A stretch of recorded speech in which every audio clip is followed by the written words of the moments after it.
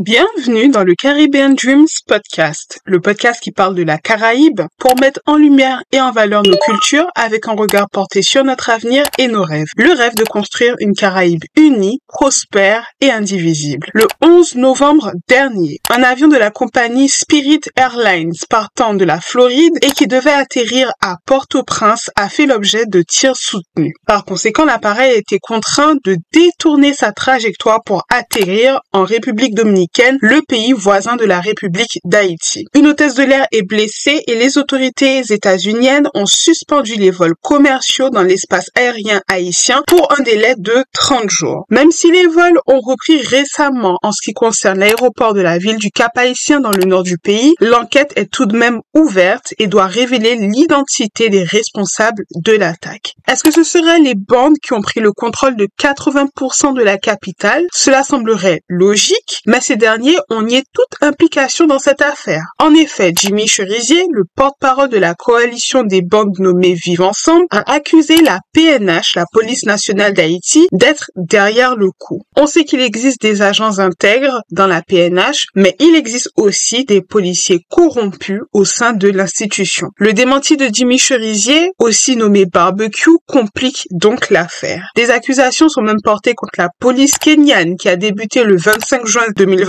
la mission multinationale d'appui à la sécurité, MMAS. Cette mission, autorisée par le Conseil de sécurité de l'ONU en octobre 2023, vise à soutenir la police nationale haïtienne dans sa lutte contre les bandes et rétablir la sécurité dans le pays. Est-ce que ce seraient des mercenaires dominicains qui se cacheraient derrière cette attaque? Quoi qu'il en soit, Haïti est de nouveau à la une pour des faits de violence qui n'ont pas cessé de croître depuis la disparition du président Jovenel Moïse en juillet 2021. Comme la MMAS est inefficace et que maintenant même les vols commerciaux ne sont pas à l'abri d'une attaque, il faudrait donc se diriger vers une mission de maintien de la paix de l'ONU, ce qui est l'objectif de nombreux acteurs en Haïti et à l'international. On ne parle pas de ma volonté à moi, parce que vous le savez depuis plusieurs mois, je suis contre une intervention de l'ONU, de quelque sorte qu'elle soit, en Haïti sur le territoire haïtien. Mais je me mets dans la logique d'entités, de personnes qui auraient des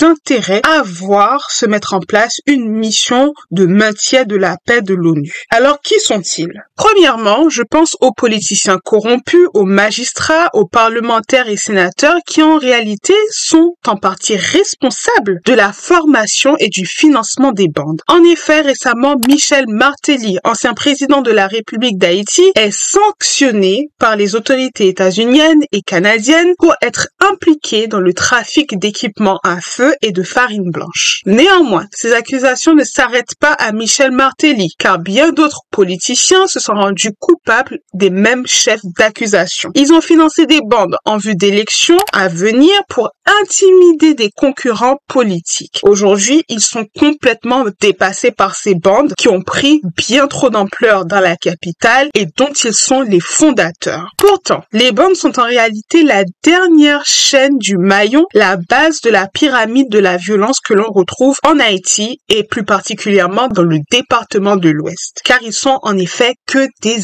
exécutants. Ces autorités complètement dépassées face à un phénomène qu'ils ont eux-mêmes créé réclament aujourd'hui une intervention onusienne en Haïti. Cependant, ces autorités, c'est-à-dire le gouvernement de transition à 9 têtes, qui a investi son nouveau premier ministre en début de semaine, Alix Didier Fils-Aimé, ne peut prendre de telles décisions pour la nation. Effectivement, comme le commande la constitution haïtienne, celle datant de 1987, le conseil présidentiel de transition ou un président de transition doit gérer les affaires courantes et assurer la bonne tenue des élections. Le conseil présidentiel de transition ne peut en aucun cas signer des contrats engageant l'État haïtien et demander une intervention de l'ONU sur le sol haïtien. Pourtant, c'est ce que tentent de faire les présidents du conseil présidentiel actuellement en s'attribuant des prérogatives qui ne sont pas de leur ressort. Ensuite, je pense que le secteur privé et les oligarques corrompus qui rêvent d'une mission pour la paix en Haïti peuvent être les commanditaires de cette attaque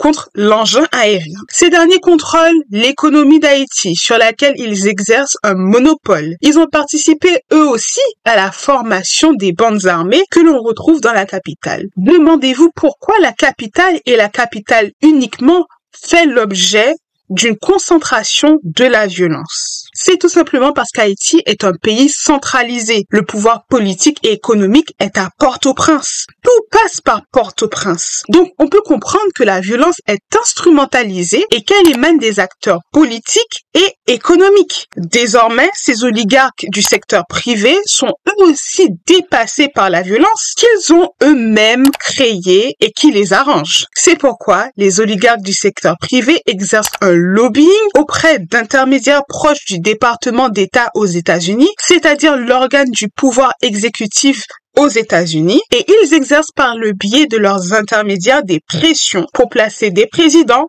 des premiers ministres au pouvoir qui fermeront les yeux sur les détournements de fonds, qui seront favorables à ce que subsiste leur monopole économique. Je vous l'ai déjà dit dans des précédentes vidéos, le chaos, l'instabilité politique leur profitent à ces personnes, à ces entités du secteur privé. Ainsi, ils arrivent à placer leur pion au sommet de l'État haïtien, et quand un pion ne veut plus collaborer ou ne veut pas collaborer, je pense notamment à Jovenel Moïse, eh bien c'est très simple, on s'en débarrasse. Ils sont les garants et les bénéficiaires d'un système économique de prédation dont les bénéfices sont partagés entre eux, c'est-à-dire le secteur privé et l'international. Enfin, il ne faudra pas oublier l'international représenté en Haïti par le Core Group, c'est-à-dire les ambassadeurs des États-Unis, du Canada, de la France, qui rêvent également d'une mission pour la paix en Haïti organisée par l'ONU. Ils sont très favorables à une intervention des casques bleus dans le pays, car ils sont intéressés par les richesses que l'on peut retrouver dans le sous-sol haïtien. Une intervention de l'ONU ne viendra jamais apporter de la sécurité aux Haïtiens sur le long terme, tout comme l'intervention kenyane brille aujourd'hui par son inefficacité, une intervention onusienne viendra piller le sous-sol d'Haïti. Cette carte, qui selon moi mérite d'être actualisée parce qu'elle est un peu datée, montre à quel point le sous-sol haïtien est riche et qu'il est très convoité, notamment par le géant voisin, les États-Unis. Ce sous-sol est estimé à plus de 20 milliards de dollars, notant que les recherches dans le sous-sol haïtien n'ont pas été portées à leur terme, donc c'est un montant qui peut très largement être réévalué à la hausse. Et ces informations, je les tiens du bureau d'études miniers haïtien. Rappelez-vous, le Parlement haïtien avait voté la cessation de l'extraction des ressources minières sur le territoire. Le Parlement haïtien est effectivement le seul à pouvoir autoriser l'exploitation des ressources minières. Comme aujourd'hui il n'y a pas de Parlement, on viendrait donc se servir directement en se camouflant derrière une mission pour la paix de l'ONU. Entendez-moi bien. Je ne cherche en aucun cas à acquitter ou déculpabiliser les bandes qui sévissent dans la capitale. Ces bandes sont le dernier maillon de la chaîne de la violence dans le département de l'Ouest. L'attaque opérée sur un vol commercial est aussi terrible que tragique et provoque encore le déplacement de plusieurs milliers d'Haïtiens contraints de quitter Port-au-Prince pour rejoindre la province. Cette attaque aussi, contre un engin aérien, a une résonance à l'international. Donc je ne peux pas m'empêcher de penser que cet événement est instrumentalisé afin que l'on se dirige vers une intervention pour le maintien de la paix en Haïti qui bénéficierait aux politiciens corrompus, aux oligarques véreux et à l'international, mais qui ne sera jamais effectuée dans l'intérêt du peuple haïtien afin qu'il puisse trouver la paix qu'il mérite. Donc voici mon analyse de la situation actuelle en Haïti. Ce 10e épisode du podcast, déjà oui, c'est le 10e, est maintenant terminé. Donc je l'ai dit, rejoignez-moi sur les réseaux. Je m'appelle Sephora Dreams un peu partout, que ce soit sur Facebook,